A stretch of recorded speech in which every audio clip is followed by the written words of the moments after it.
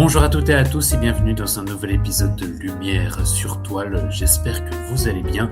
Aujourd'hui, on est quasiment en équipe complète, c'est formidable. Je suis en compagnie d'Anissa Prisley. Bonjour Anissa. Salut. Je suis également en compagnie de Dimitri. Bonjour Dimitri. Bonjour.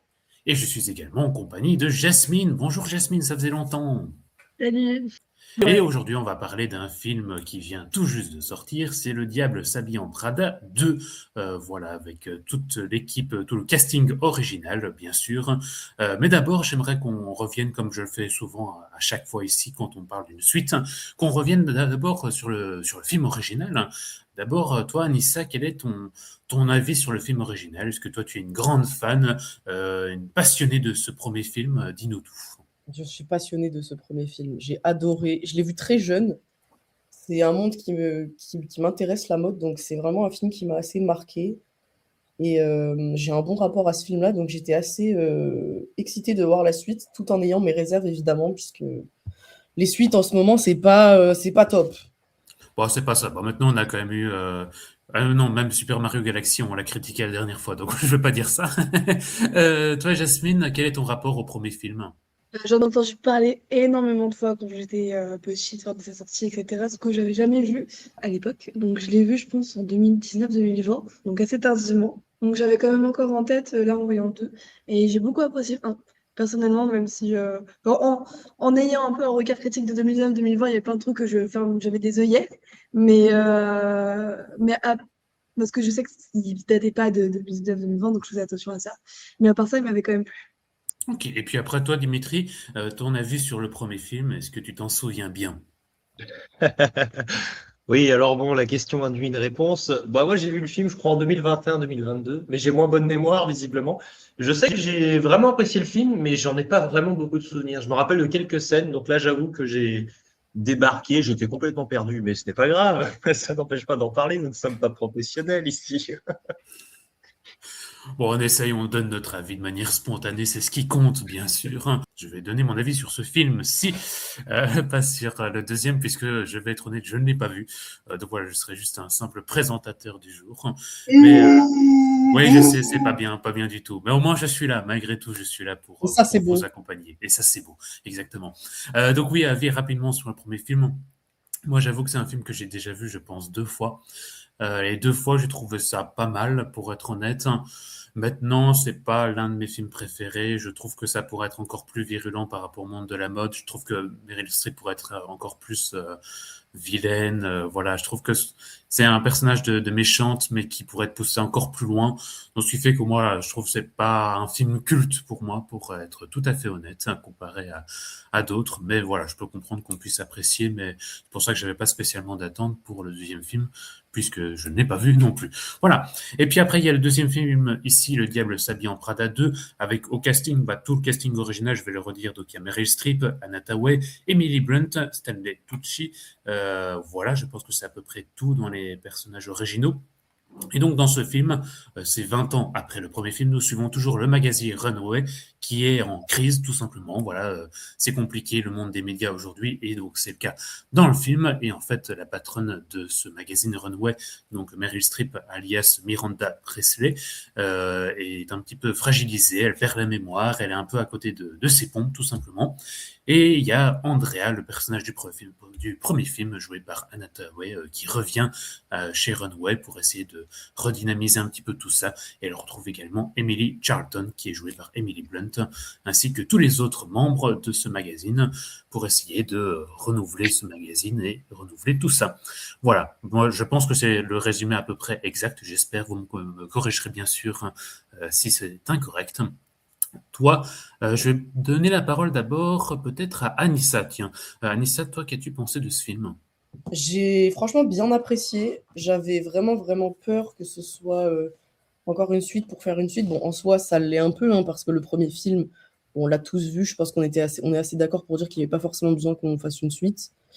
Mais c'est assez réussi dans le sens où déjà, on n'est pas forcément obligé d'avoir vu le premier pour comprendre, donc ça, c'est cool. Et j'ai bien aimé la nouvelle histoire, en fait, qui se tourne plus autour de la place des journalistes, pardon, dans notre nouvelle société, en fait, où le magazine n'est plus à sa place et qu'on consomme tout sur notre téléphone. Et c'est ça qui change entre le film de 2006 et celui de 20 ans après, de maintenant, quoi. Et j'ai bien apprécié surtout les caméos, si je peux dire ça comme ça, avec toutes les stars, entre guillemets. On n'a pas juste mis des stars pour mettre des stars, c'était assez cohérent. On a eu Donatella Versace quand même, Lady Gaga, donc vraiment, franchement, c'est très cool. J'ai bien apprécié la nouvelle image du film. Parfait. Donc, ça, c'est ton avis, Anissa. Je vais passer plutôt à Jasmine. Jasmine, qu'as-tu pensé de ce film?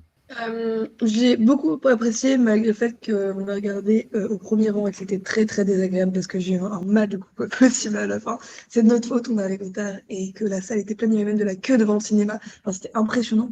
Mais il y avait de la queue devant le cinéma pour d'autres films aussi, pas que pour celui-ci. Michael! Enfin, du coup, j'ai pas passé une agréable séance physiquement, mais en soi, le film est vraiment quand même plutôt agréable à voir. Le sujet ne me touche pas trop parce que le journalisme, ok, ça me touche, mais le journalisme dans la mode, un peu people, un peu divertissement, c'est pas le journaliste qui va me déplaire s'il disparaît. Parce que je suis pas intéressée par ça, donc voilà. Mais à part ça, retrouver les personnages, ça m'a plu. Moi, me souvenant quand même un peu de la DA et de l'univers qui est autour de chaque personnage, qui a été bien respecté et bien rentré. Ça, c'est quand même génial, je trouve. Et ils ont vraiment gardé leur personnalité, surtout Nigel, j'étais vraiment très contente de le retrouver. Et voilà, en soi. Donc, un avis plutôt positif, si je comprends bien, Jasmine, Oui. malgré des conditions de visionnage un petit peu compliquées, d'après ce que j'ai compris. Et toi, Dimitri, le mangeur de yaourt, je t'ai vu, pendant que Jasmine expliquait son avis, tu mangeais des yaourts. Voilà, j'ai décrit Non, la scène. une compote Andros, c'est différent. Ah, voilà, le mangeur de compote. Toi, qu'as-tu pensé de ce film, monsieur qui a oublié en plus le premier film? Ça devait être quand même particulier, non? Ah, il y a eu un premier film. Je perds la mémoire, moi aussi.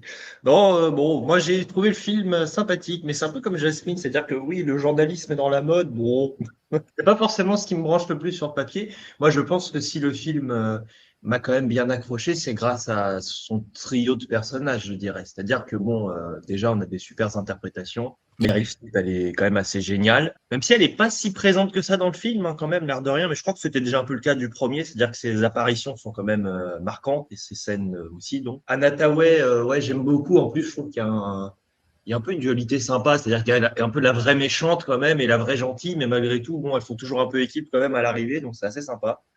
Et puis après, moi j'avoue que ouais, le personnage de Nigel, c'est ça? Nigel, bon, bref, Stanley Tucci, je trouve qu'il est vraiment excellent et on essaie un peu de faire prendre conscience à certains personnages de qui il est vraiment justement dans le film et je pense que c'est peut-être le meilleur passage du film. Après, bon, une question de retournement de situation, blablabli blablablou avec Emily Blunt et tout ça. Bon, là, on est un peu au pays des idiots scénaristiques, mais bon, sinon, c'est pas grave. Le film est globalement plutôt sympa, mais bon, on va dire que le film embrasse un peu la naïveté du personnage d'Anna Thaoué, mais des fois, pour nous spectateurs, c'est un peu grossier. Mais c'est très sympa et ça se suit très bien, on voit pas le temps passer, c'est bien. Donc, trois avis plutôt positifs. Je croyais que j'allais avoir un avis négatif dans l'eau, mais c'est bien. Et finalement, moi, la question que j'aimerais poser, finalement, c'est est-ce que ça valait le coup d'attendre une suite et d'avoir une suite 20 ans après? Peut-être toi, Anissa, qui est fan plutôt du premier film, est-ce que pour toi, tu te dis, tiens, c'est un film qui valait le coup d'être vu ici, qui valait le coup d'être fait, ou pas? Non. Non, franchement, parce que comme. Non, mais, Catégorique, voilà. non, mais Au comme film suivant, au bûcher. Non, mais comme je disais, vu que le 1, déjà, il aborde déjà plein de sujets différents, il est super cool, il y a une bonne fin, voilà, et c'est que surtout, c'est pas un film très profond, où on a vraiment besoin d'avoir une suite, enfin, j'adore, il n'y a pas de problème, mais bon, je pense qu'on n'est pas sur le film le plus deep que j'ai vu de ma vie, et je pense que c'était vraiment pas nécessaire de faire une suite, donc, heureusement qu'elle est assez réussie, parce que justement, si ça avait été foiré, je pense qu'il se serait mangé un mur. Voilà, concrètement, quand c'est pas nécessaire, faut arrêter. Là, je passe un message, faut arrêter les suites qui servent à rien 20 ans après. Voilà, c'est bon. On en a marre. Faites des vrais films originaux. C'est bon. Oui, c'est ça, parce que ça, là, on voit de plus en plus que ça arrive, qu'on a des suites de partout, que ce soit pour des séries, des films, etc. Et une réaction de la part de Dimitri, Jasmine. Je suis d'accord avec Anissa. Merci. Ouais, vraiment, tout à fait d'accord. heureusement que c'était bien fait, vraiment. Non, mais c'est vrai que c'est pas indispensable. Après, bon, moi, j'ai plutôt en tête enfin, le premier film, mais je trouve sympa quand même, vraiment très sympa, le fait qu'ils aient pris en compte que certes, ça se passe 20 ans après, que le public attendait quand même à fond ce film, globalement, mais que la première fois qu'on a les retrouvailles entre Miranda et Andrea, on a quand même Miranda qui se rappelle pas du tout d'Andrea. Et ça, j'ai trouvé ça très drôle. Parce que nous, évidemment, bon, on est censé s'en souvenir, pas moi, mais on est censé s'en souvenir. Mais c'est pas mal. Donc oui, je suis autant Alzheimer que Miranda. C'est encourageant, sachant qu'elle a 80 piges, c'est bien. Voilà. Je devrais te renommer alors. Ça ne devrait pas être Anissa Presley, mais plutôt Dimitri Presley. Est-ce que vous avez autre chose à rajouter éventuellement sur le film ou un autre point que vous aimeriez débattre éventuellement avec ou sans spoil? Peut-être Anissa, est-ce que tu aimerais, comme tu l'as vu tout récemment, est-ce qu'il y a un autre truc sur lequel tu aimerais réagir peut-être? Moi, j'ai bien apprécié les costumes. Bon, après, je sais pas si ça vous intéresse vraiment, mais j'ai trouvé que l'ADA, elle était vraiment respectée, qu'il y avait vraiment de belles choses. Même les passages, quand ils sont en train de faire les défilés, j'ai trouvé ça vraiment intéressant, super beau, bien exécuté. Bon, après, j'ai envie de dire, encore heureux que 20 ans après, ils savent faire des défilés, mais ça aurait pu être nul, honnêtement.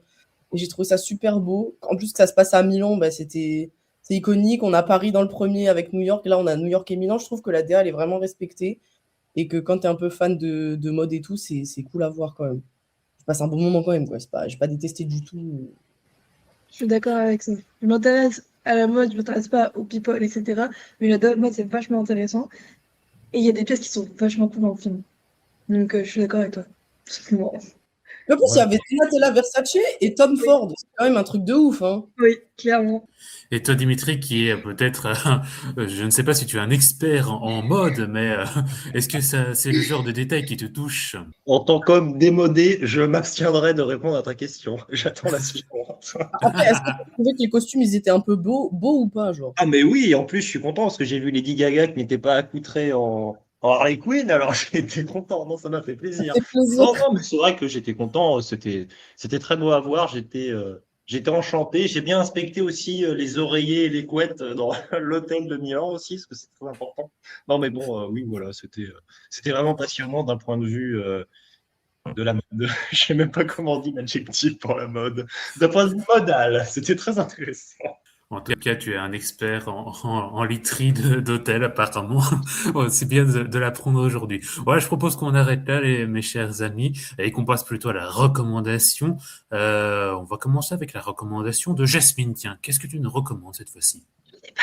Je n'ai pas. Voldemort? Non, j'en ai pas. Malheureusement, aujourd'hui, j'en ai pas. Bah si, t'en avais une. Non, j'en ai pas. Donc, Jasmine restera muette pour cette recommandation-ci. Dimitri, toi, qu'est-ce que tu nous recommandes cette fois-ci? Alors, moi, je vous recommande. Oh, j'hésite. Allez, je vous recommande une BD de Fab Caro qui s'appelle Pause. C'est une œuvre inspirée sur le manque d'inspiration. Je n'en dirai pas plus. Lisez. C'est très bien vendu, je trouve. Parfait. Oui. Toi, Anissa, qu'est-ce que tu nous proposes? Moi, je vous recommande un album de rock classique, obligé. Vous devez écouter, sinon ça va mal se passer. Born in the USA, Bruce Springsteen, iconique, classique du rock. C'est assez actuel avec ce qui se passe un peu en ce moment dans le monde, donc en plus, c'est génial. C'est à la mode. C'est à la mode. Je pense C'est à pas, la en vrai. mode. C'est modal. C'est actuel, on pourrait dire plutôt. C'est actuel, ouais. C'est plutôt le terme qui convient. Et puis moi, je recommande un film, mais qui est plutôt en lien non pas avec la mode, mais la musique. C'est Whiplash de Damien Chazelle. Voilà, je l'ai découvert tout récemment. C'est vraiment une tuerie encore aujourd'hui. Vraiment, je recommande 1000 fois. Merci en tout cas à vous trois de m'avoir accompagné aujourd'hui, d'avoir proposé votre avis. On se retrouve une prochaine fois pour parler d'autres choses, peut-être du film Michael. Je ne sais pas encore, mais en tout cas, on se retrouve une prochaine fois. À plus. Ciao les amis. Salut. Ciao. Mais Adrien, c'est quoi ton avis sur le film? On l'a pas entendu. Allô. Attends, hop.